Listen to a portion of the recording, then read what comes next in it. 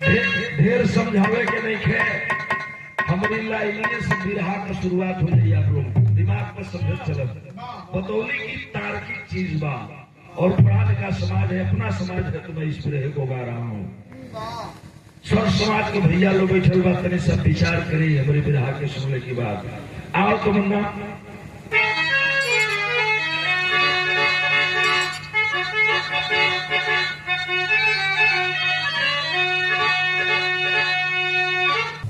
एक बिरहा में झर कह जला और उझर के लाइन रह गई। कैसे? लंका जीत चले श्री राम,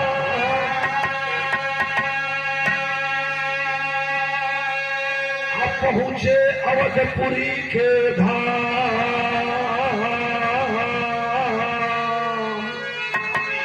तो हर समय सुरपुर डूबा से कित हुए लला।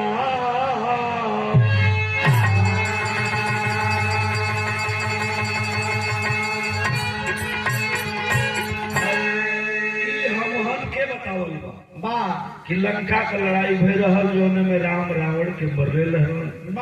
ये हमन के पढ़ावल बा, सिखावल बा। लोग बतौलन को या से जीत के गईलन अयोध्या में, तो उनका सजावट कल गई, स्वागत कल गई, दीप उत्सव बनावल गई, तो के लोग दीपावली कहलन। वहीं एक तरफ हमारे लोग बताते हैं कि सम्राट महाराजा अशोक ने विजय स्तूप बनवाया और हर स्तूपों पर दीप जलाया, तो दीपदान का उत्सव कहा गया। बिरहा बड़ा तार्किक बा, बही जैसे सुनब सबे। जब अयोध्या में इलन लड़ा, लंका का लड़ाई जीत के जेके भगवान कहला राम, तो राम का दरबार लगल। गुरु वशिष्ठ और कुल गुरु लोग सारे लोग जुटे, आज राम का राज्याभिषेक हुई। जब राज्याभिषेक हुई तो राम राज का स्थापना हो गई। देव पंचो डिडोरा पिटा गई, सगरी गांव देहात का मर्द मेहरारू राम दरबार में राम राज का स्थापना हुई। सब लोग यही तरह बैठ गई जैसे हमन बैठल बनी जा। तब विशेष करके जौन दलित बिरादरी के लोग होलन, शूद्र बिरादरी के लोग होलन, वो अगवे बैठेलन। राम का राज्याभिषेक होत रहल, मंच लागा रहल। अब टीका लगौले के बारी बा, बगल में सब लोग खड़ा बा। गुरु जो लोग राम के टीका लगावल चाहत पड़े, तौले निचवा समझ ये हमारे पंच दू चार गो दलित आदमी बैठा रहलन, शूद्र बैठा रहलन, धोबी चमार पासी खटिक डोम धड़कार बैठा रहलन। वही में से एक आदमी उठ के आए मंगलिया की मंचवा में खड़ा हो गई। आ खड़ा होके बरबराए लागल, कहे लागल कि देखबो हो राम का राज्याभिषेक होती, आज से राम राज का स्थापना हुई, लेकिन ये ठीक नहीं खे हो। एक बेर कहलस, दूसर का बेर कहलस कि राम का राज तिलक लगे जाता, आज से राम राज का स्थापना हो जाए, लेकिन ये ठीक नहीं खे हो। एक बेर दू बेर कहलत, तीसर का बेर जब कहलत तो बगलिया में हनुमान जी खड़ा रहलन, गदा ले रहलन, कम सुनिया राम जी का राज्याभिषेक हो गया जाता, तिलक चढ़ जाए, राज तिलक लगी, आज से राम राज का स्थापना हुई है देश में। अब तू कहो तो ठीक नहीं के हो, तो कैसे ठीक नहीं के हो? कलश की का ठीक होता, कैसे राम राज आई, कौन राम राज बा? यही जब देखा नहीं जब अनर्थ होता, कल का अनर्थ होता, तो हनुमान जी गदा ले ले हूँ और कालर धकर टंगले हूँ। कल सरकार कलरिया छोड़ दो, गदवा मत चलिए। हम सुनले हैं कि तू बड़ा बलवान हुआ, हमके लागत है कि तू मार देबो, मरी हम कल की का भइल बा, कल की ठीक नहीं के हो, हम सही कहता नहीं, तो कहते का बात पे, तो वो कपते कापत हनुमान जी से बोलता, का बोला से बिरहा के तर्जबा, एक लाइन वही गीत के तर्जबा, तरी सब वही मर जाओ थोड़ा। अरे पियावा मिलल दिल के सपना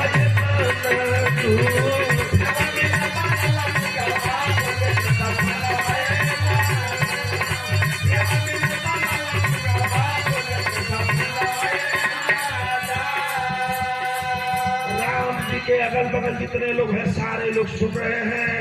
वह शूद्र व्यक्ति बता रहा है, वो बताया क्या, ये साहब देखो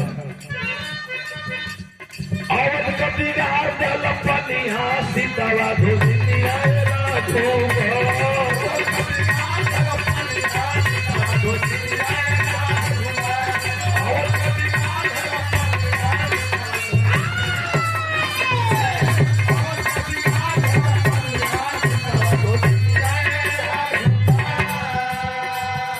देखा दलित है शूद्र है एक छुअल के पानी ना पिएला उ धोबी हो एजा डोम झरकार पासी खटिक सब आयल बा लेकिन है सीतवा धोबी राम राज के पहले राम का नाक कटा दिलस और धीरे धीरे पकड़ के हनुमान जी लगे गुरु जी की लगे कल का कहत हुए कल ठीक नहीं के हो कल काहे ठीक नहीं के हो तो कहत का बतन बियाह पर ध्यान दे सबे हमके पूज्य पिताजी लड़की के बाबा श्री जी बतावत बा ये सरकारी बड़ा गड़बड़ बा आई देखवा सम हनुमान का राम राजाई का तो गुरु जी से बताओ और कभी गाल दहल अपनी हाँ सीतावा धोबी आए राजू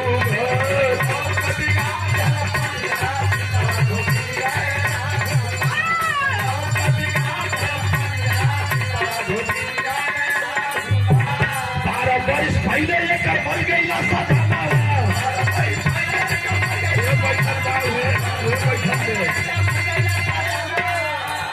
क्या राम राजाई हाई धोबिन है धोबिन हुए पतन में एक पत्थर हाथ लेके बैठल में सगरी इज्जत नाश दिहलस कलश कैसे तो सब सूरत था भगवान राम की अगल बगल खड़ा बा तो 12 बरिस पहले लेकर मर गई सजाना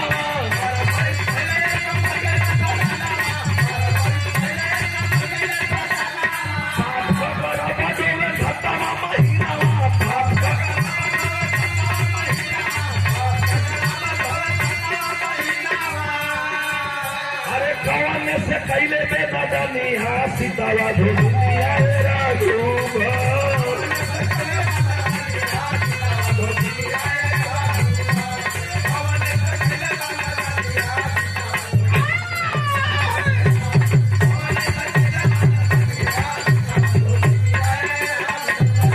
बैठल में जात के धोबी नहीं हो 12 बरिस पहले एक मरद मर गई रहे 12 बरिस पहले एक मरद मर गई रहे पेटे में 7 महीना का गर्भ पलता लड़का बाप करी पेटवा में हाई समन्वय में भोजन करतिया एक गथरी लाज नहीं खे बुजरी भोजन करतिया दलित है शूद्र है एक छुअल के पानी ना पियला का राम राजाई सीतवा धोबिन को जाकर के हनुमान ने पकड़ लिया छोटा पकड़ लेने हमार पंच खसीरा कोई मन से पले करे आज से राम राज के तिलक के राम का राज्य अभिषेक होने जा रहा है राम राज की स्थापना होने जा रही है अब तू कौने का लड़का लेके पेटे में ढोत है तू तो के लाज लागत बा तूने कलंक लगा दिया है उसी तो बाद धोबिन कल सरकार दुहाई सरकार हथवा से है छोटवा छोड़ी हमार छोटवा छोड़ दे हनुमान जी कहलन नहीं बतना बतेगू तो गदवा से मार के मुआ घालत के कौने कौन लड़का लेके पेटे में ढोत है रे कल से सरकार हम बताई जेकर पैसा लड़का हमले हमारी पेट में बा उहो जा बा ओके हम देखाऊ दे आ केकर लड़का बा बताऊ दे लेकिन है छोटा उटा छोड़ा हमके मारा और मत छोटा तो छोड़न लेकिन सितवा कलश के साहब हम बताई दिखाई लेकिन ओकरा पहले हम एगो बात जानल चाहते नहीं हनुमान जी कहल कौन सी बात जानना चाहते उठौलन के डाक ले हूँ तल्ले हूँ बोल क्या चाहते तो बिहार के गीत बदलल मिले कौन गीत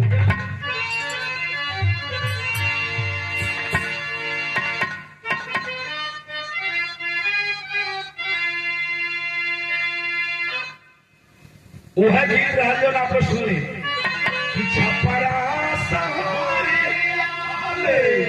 अरे पिकला हो चारा खावा देवर मोरा जो की हो भाई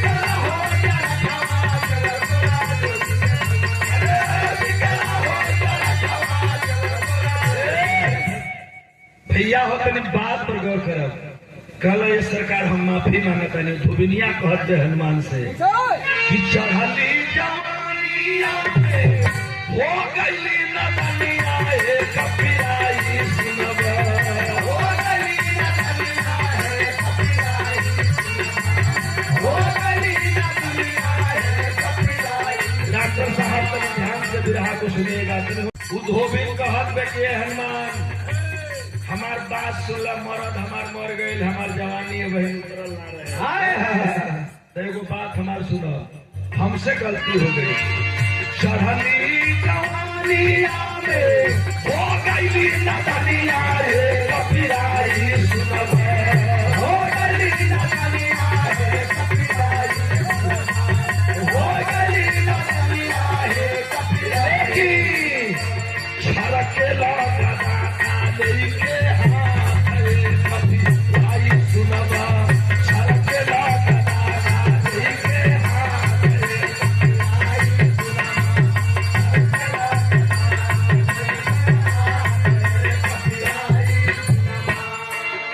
हाई गदवा लेके का छरकत हुआ हम बताई जेकर लइका बा ओके देखाई गुइजा बैठल बा। लेकिन ए साहब हमारे एगो बात का जवाब खाली दे दो हमारी पेट में केकर लइका है तो हम बतावे के तैयार बनी। हाई गदवा तनी नीचे कल ना तबे ठंडा हो जाइब। कलश की का मतलब बा तो कलश तू हनुमान हुआ तो वही के लोग हनुमान कहेला। तो सुनो हमके खाली एगो बात बता दो धोबिनिया हनुमान हुआ ना गदा उदा ले बड़ा सुनिया बड़ा बलशाली हुआ। लेकिन हमारे को बात बता देता हमार जो गलती बा तो हम बतावे के तैयार बानी। एगो तू बात बता दो कि रहली कुमार माई छेना गई लिखाई हे कपिराई सुनबा छेना गई लिखाई हे कपिराई छेना गई लिखाई हे कपिराई सुनबा बताई के बाबा पे कपिराई सुनबा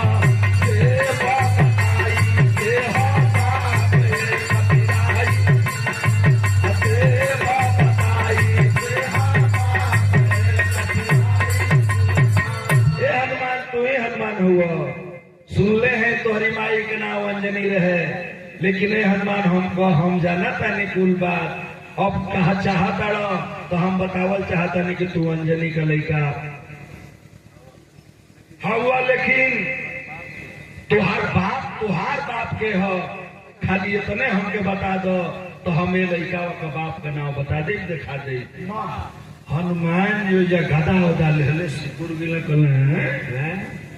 कल करे हम हनुमान हैं हमारी बाप के नहीं जाना तू कल कि हम ये तो जानना चाहता नहीं कि आखिर एक बाप तो जबा हम दिखाई। लेकिन तुहार बाप के हो खाली इतने बता देता तो हम जाएंगे। ये लिए कि लोग कहना कि तू अंजनी के लड़का हुआ वही में लोग कहना कि शंकर सुवन केसरी नंदन तेज प्रताप महाजगवंदन। तब तू शंकर का लड़का हुआ कि केसरी बानर का लड़का हुआ शंकर सुवन केसरी नंदन की पवन का लड़का हुआ। अब आप तो डल्लस सुविधा में हनुमान जी कल है तने धीरे से बोल सब सुनाता गुरु जी तक तुम भगवान राम तक तू बोल कि धुमिनिया तक गियर में शुरू कर ले गियर में कलश की ना ना ना ना तू केसरी का लड़का ना हुआ शंकरों का लड़का ना हुआ पवन का भी लड़का ना हुआ। एक बेर का घटना बा तोहरी माई के श्राप लागे रहे कि कुंवारे में ओकर लड़का हो बदनामी हो जाए तो जंगल में चल गई। लेकिन अब मर्द हमसे भेटाई ना हमार लड़का तो जंगल में गई तो तपस्या करे लगली एगो मड़ई डल रहली एक बार विष्णु भगवान शंकर भगवान वही जंगलवा में जात रहे लोग। वही जंगलवा में जब गए लोग तब काम वासना जाग गई। विष्णु जी मेहरारू बनल रहल शंकर जी भगवान रहे कैला मरद रहल तब शंकर भगवान को वीर्य स्खलित हो गई। जब वीर्य गिरल तो ओके दोना में तुरंत विष्णु जी रोकलन लगल लोग खोजे कि आखिर में ये अब होई का तो जाना तड़ा का भई रहे तू नहीं खजाना तुम्हारी बाप के हो हम यही जानना चाहता नहीं। लेके लोग गईला अंजनी के वही जंगलवा में भेंट हो गई। आज जब भेंट हो गई तो सोचना लोग कि अब का कहिए तो कहना यही है वो काम कहिए तो बोला लोग से कहलो कि एक गिलास पानी पिया दे तू तो अंजनी पानी लेके अली तो भिसुड़ी जी पूछा था ना कि तू गुरुमुख हो कलश की ना ही तो कल गुरुमुख ना हो तो हमन के बिना गुरुमुख वाली में हरारू की हाथे का पानी ना पीना जा तई भाई तो कला तो गुरुमुख हो जा तो वो दोनावा अंजनी की कानवा पर लोग लगावला अब देखत देखिए बुद्धि ये हमान के बतावल बा बतौलस धोबिनिया के सुनो तो हर जन्म के तरह भइल है वो दोनों के कनवा पर लोग लगावलन और वही में शंकर भगवान फूकलन तब विष्णु जी लगौला शंकर जी फूकला मन फूकला तो हवा निकलल तो हवा के पवन कहल जाला तब फूकला तो ई पवन हो गई और शंकर जी भक्तन रहबे कैला आ वही पेड़ावा पर एगो केसरी नाव के बानर बैठे रहे तो जब भी फूकत रहे लोग बिरिया कनवा में डालत रहे तो वही पर से टुकुर ताकत रहे बनरा तो बनरा का परछाई तुहरी ऊपर पड़ल तो तू काने में है गई नीचे से गर्भाशय में ना गई जाके वो काने में गई तो कौने तरह चल गई नीचे की तू फकद बानर हो पैदा हो गई तो तू न शंकर का लड़का होने के फिर गाड़ी पाप इक्का फिर हनुमान गदा उधा ले कहना बस कर आगे मत जी है तब तक वहां बैठे लोग सुन रहे हनुमान जी के तेजली हलस गेयर में अब तोले अगवान अंगद जी खड़ा रहा बर्दाश्त ना भइल बन का लंका का लड़ाई जीत के लिया हनुमान सीता का पता लगना इनका बेइज्जत करला धोबी अंगद जी खछरिया गए कल सुन धोबी इधर आ क्या बक रही है तू कल से साहेब रंगवा के हैं कल हमार नाम अंगद है कल ओ हो तू ही अंगद हो ते साहेब हम लड़का का ना बाप का नाम तो बताए लेकिन तू हमके वो बता दो कर अंतरा लगल बेटा ऐसे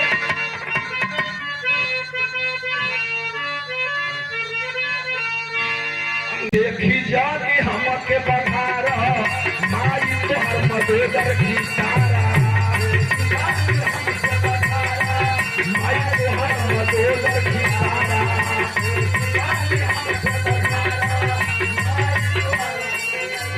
ए साहेब तू अंगद हुआ ते सरकार कुछ मत बताव तू इतने बता दो कि दू गो बही रही जौने से तुहार जन्म भय रहे एगो के नाम मदोदरी रहे एगो के तारा का रहे तो तू तारा का लड़का हुआ कि मदोदरी का लड़का हुआ ई तो यही प्रश्न बा लेकिन ये अंगद बाबू तनी एगो बात और बता दो कि देवा बताई अपनी बाबूजी का नौआ एक पिराई सुनबो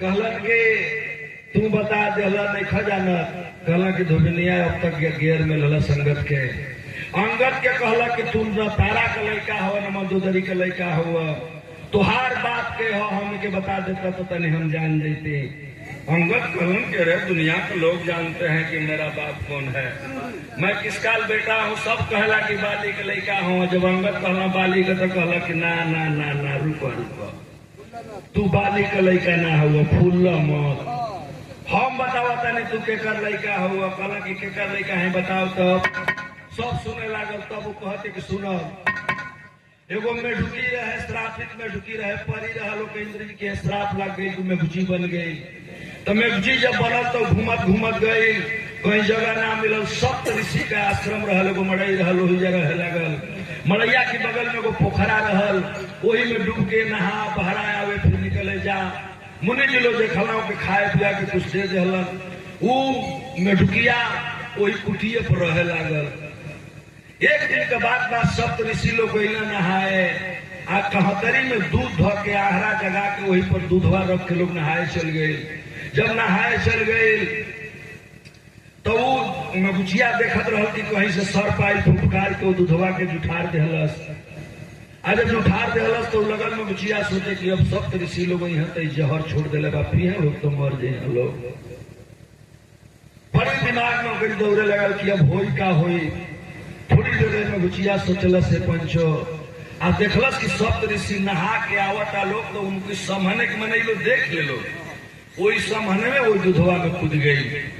आज जब दूधवा में कूदल तो जरत दूध रहल मरल मगुचिया वही पर तैरे लागल। आज जब तैरे लागल तो सप्त ऋषियों ने उनको निकाल लिया। और जब ध्यान लगाया सप्त ऋषियों ने तो कहा कि तो मगुची ना है, कौन श्रापित कन्या है, परी है।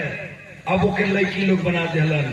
जब लड़की बना देहलन तो एक दिन का घटना बा कि वही जा रहा है सबका कपड़ा लता फीके। एक दिन फिर लोग कपड़ा लता नगोटी ओगोटी पसर ले रहे लोग, वही में से ले गए धोवे खातिर पोखरा में। आ एगो नगोटी में ये बिमले कोनो गार चीज लाग रहल, अरे मड़ी लाग रहल, केहू का मड़ी बह गए लाग रहे। वही के उ दांते से छोड़ावे लागल कि दागी बा छुटी ना तो ठीक नहीं खे। आ जब दांते से छोड़ावे लागल लोग तो लोग बतावे कि वो पीरे रहे और वो पीरे मुँहे में चुसा गई। तो विज्ञान पढ़ने वाले छात्र यहाँ बैठे हैं, अगर जवन मुँहे में जाए तो वो गर्भाशय में जाए कि अमाशय में आई। लेकिन बाबू हो जब मुँहे में चुसाई तो लोग बतावे ललकू लड़किया गर्भवती हो गई। अरे अंगद सुनो, अब मुनि लोगन में झगड़ा होखे लागल कि अब का कही जाई, उकले सारे तू कैले हर सारे तू कैले हर सारे तू कैले ह। अपने में मुनि लड़े लगन तो कहला कि का लड़त है जा, अरे कोनो दुल्हा देख के बियाह कर दे कर। तो मुनि लोग आधा हेन्नी गइला आधा हेन्नी गइला, तो दोनों तरफ दूगो लड़का तय भइल। एगो का नाम रहे रावण, दूसरका का नाम रहे बाली। अरे कही दिन दोनों ठौरा आ गए सब, लड़की एके दुल्हीन एके आ दुल्हा दूगो। ई भइल की लड़की आप जाए का तो सातों मुनि तो भाग गई ना कि अब का कैली पिटा जाइए माने के। सब ऋषि तो फरार हो गए। बाली एक तरफ से बाएं खिंचलस और दूसरे तरफ से रावण, दोनों ओर से जब बहिया खिंचाई तो लोग बतावेला तोहरी रामायण में लिखल बा कि आधा पर से लड़किया फाट गई। आ जब फाट गई तो तू गर्भ में रहल, बीचे में रहल। जब आधा तो इन्नी भइल आधा इन्नी भइल, तू बीचवा में रहल तो लग नीचे गिर गई। तो अब तू बतावा कि तुहार माई मंदोदरी रहे कि तारा।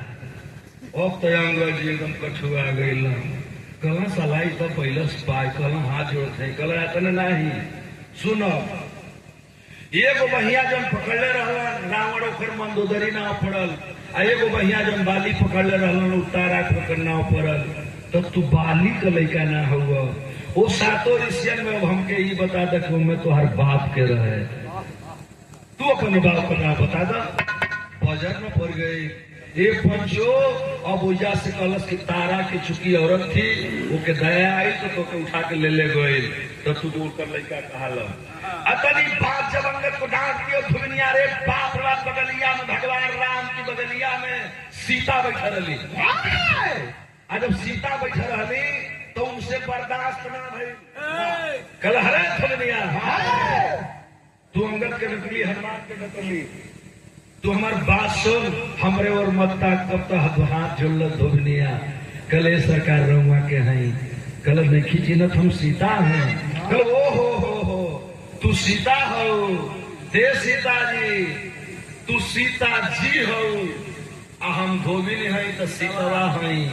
तो सुना हमरो नाम सीतवे है लेकिन हम सीतवा हैं। एक खातिर कि हम दलित हैं, शूद्र हैं या छूट हैं। अब तू सीता जी हो, राम के मेहरारू हो तो तू सीता जी हो।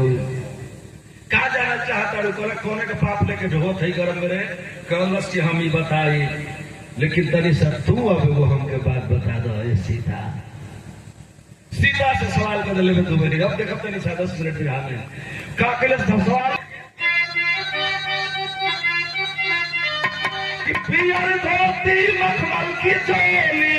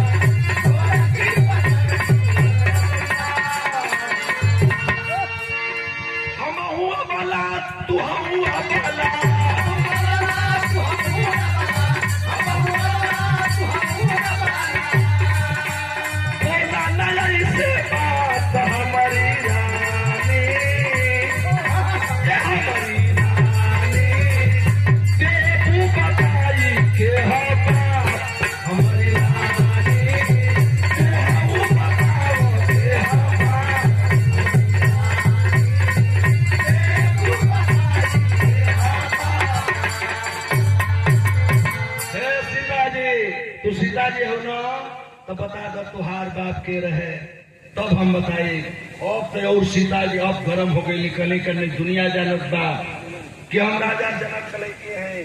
गला कि ना तू राजा जनक लड़की ना हो, नहीं खुद जानत तो असली बात हम बतावता नहीं।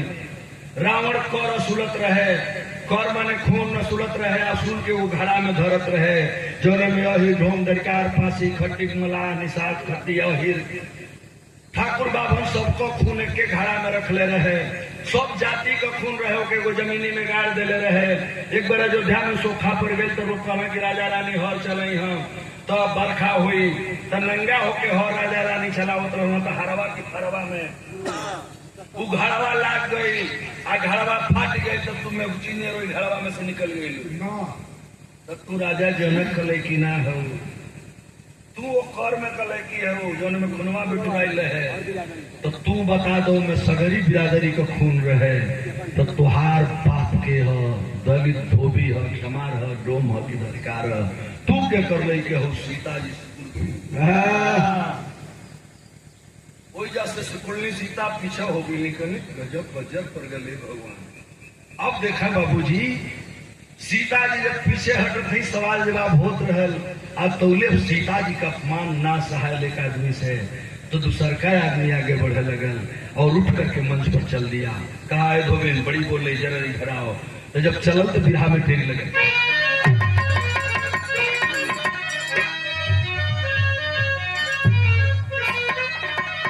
अरे अयोध्या में सन्नाटा छा गया, चल गया है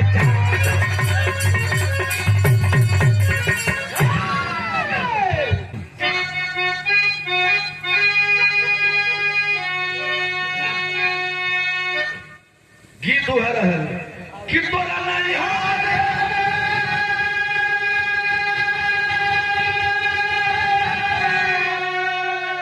तोरा नहीं हार तू गोरी यार तेरा संगे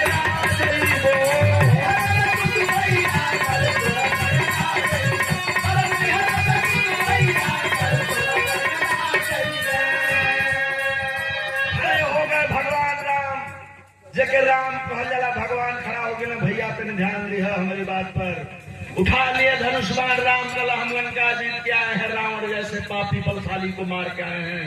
अरे धोबिनियाम तेरी औकात थी, तूने सबको बदनाम कर दिया। कला कि के हुआ साहेब आप? कला कि हम राम हैं। कला राम तो है राम हुआ भगवान तो ही हुआ है भगवान।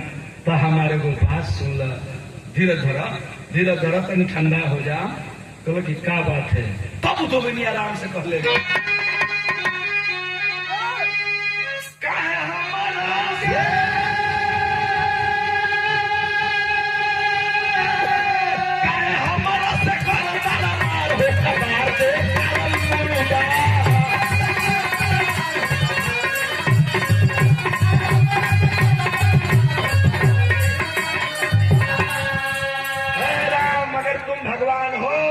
हमसे जाना चाहता हमारी बेटे में लड़का के नाम बता दे, बाप का नाम बता दे, लेकिन सुना तू राम हुआ ना तो हमसे राग मत बसवाना तो बेइज्जत कर दे। कलर राम है धोबिनिया सीधा बोल, नहीं तो चलाऊंगा बाण और ले लूंगा जान। कला की सुना तो एक चीज बता दो। पहला सवाल कैलस कैसे कैसे पैदा भैया तो हर बाबू का बताई।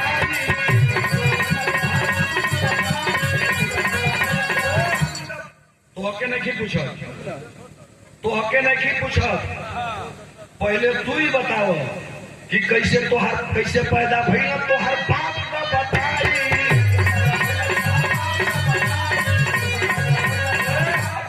आ तोहरा के पैदा कैली कैसे तोहर माई।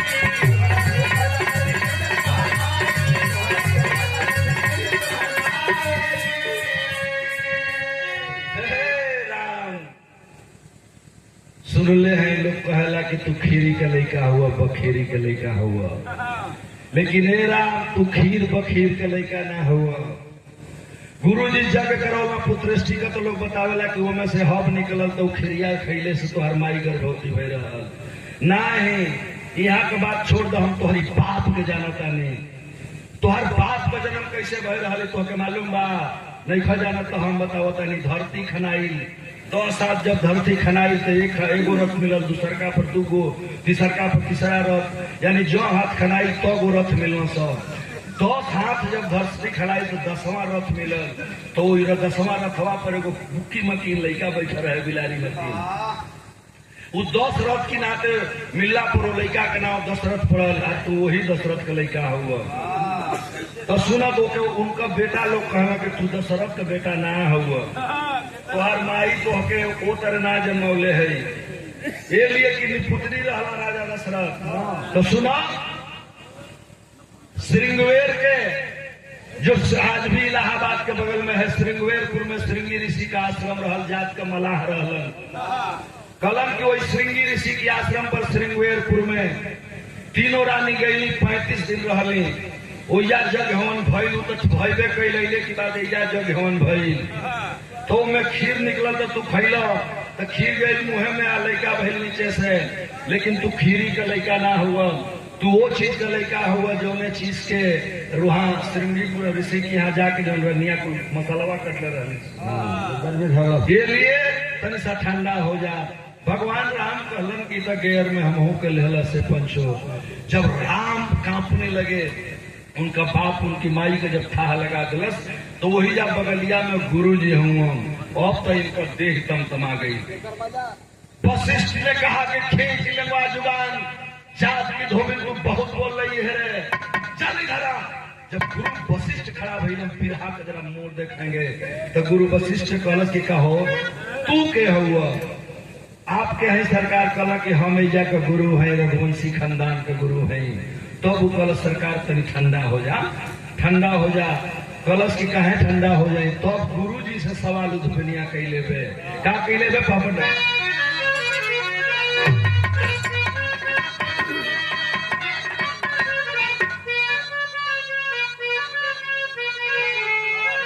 कि बीच सभा में बोली मधुरी बानी, गुरुवर ज्ञानी हो। बीच सभा में बोली मधुरी बानी, गुरुवर ज्ञानी हो। एक गुरुवर ज्ञानी हो, और महिमा देखबा हम त जानी, गुरुवर ज्ञानी हो।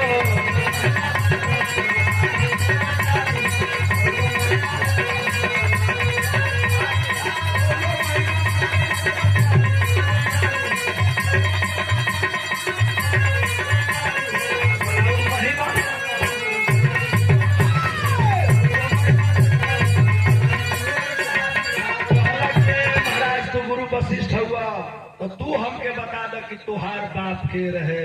अब तो बजर पर गिले हमारे विधा सुनने वाले भैया लोग, जब धोबिनिया पूछलस कि तुहार बाप के रहे, गुरु जी तनी तू ही बता देता।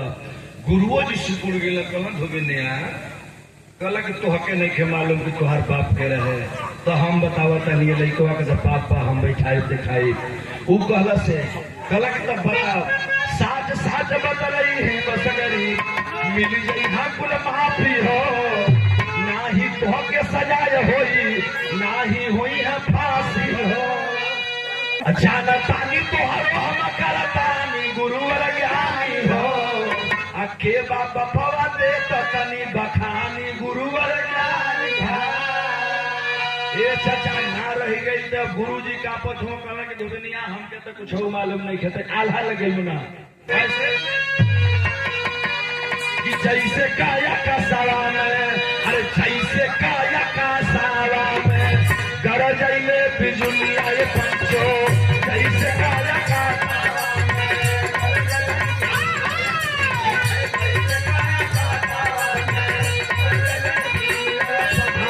पानी हो जाला नीचे धरती आकाश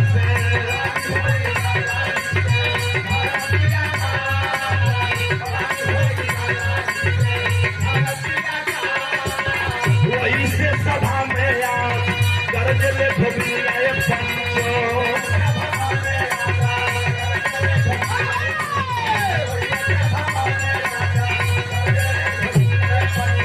गुरुवर वशिष्ठ जानी सुन हमर बात,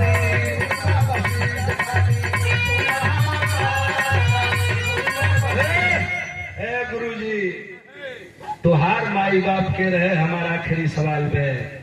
कल की कौन तो का बात है, कल नहीं खा जाना तो बतावा तुहार बाप के रहे तो गुरुजी बोलते नहीं खा तो धोबिनिया कहले बे कि माई तोहार रहली गुरुजी, माई तोहार रहली गुरु कोठे का कसबिनिया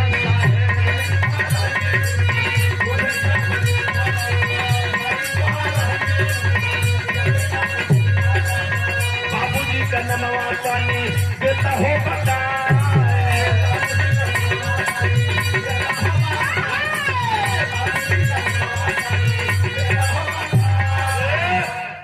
तोहार माई कोठा के पर कसबिन रहली जेके भोजपुरी में कहा जला बेस्या रंडी रहली। आ तुहार माई की है भौर चमार रही गड़ेरी कुमी कहार तेली तमोली हर बिरादरी को लोग जा तेली की रंडी की कोठा पर सौंप जाला। दे गुरुजी तू अभी हमके बता दा कि तू भरे का लड़का हुआ कि चमारे का लड़का हुआ कि डोमे का लड़का हुआ कि मलाहे का लड़का हुआ, तू क्या कर लड़का हुआ अब हमके ही बतावा। तुहार माई रंडी रहे। गुरु वशिष्ठ सुनना बाप रे बाप कहला कि अब बंद कर धुबनिया बंद कर, हाथ जोड़ लिए गुरु वशिष्ठ और कहे कि सुनिए राम राज का स्थापना हुई। कल धुबनिया अब माफ कर दे हम होके कलश की राम राज का स्थापना हुई लेकिन ये तरह ना हुई के तरह हुई बिरहा की आखिर लगी। जहिया एक के घाटे पानी पी है ये पंचो बाघ बकरी माफ कई दाई नदानी हो नदानी हमारी।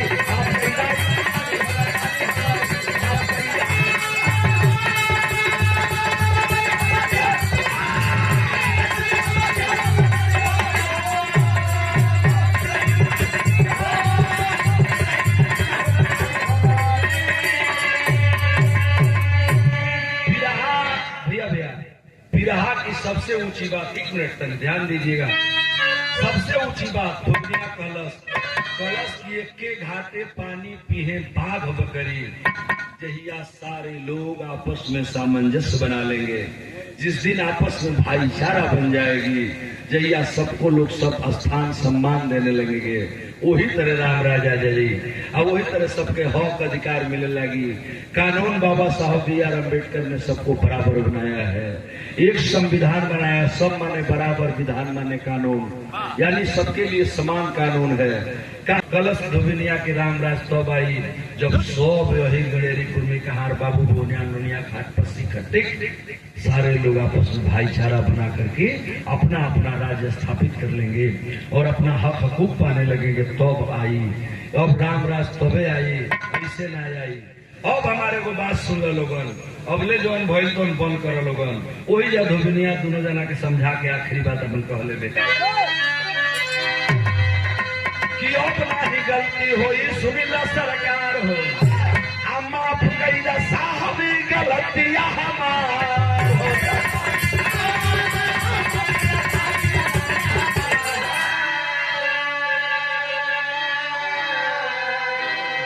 हम ना ही सुधरबू। भैया असली चीज है हमको अपना सुधरना। एक लाइन में पूरा बिरहा का संघर्ष कि हम नहीं सुधरब तक का समाज सुधरे, माफ कईले भगवान हो नदानी हम।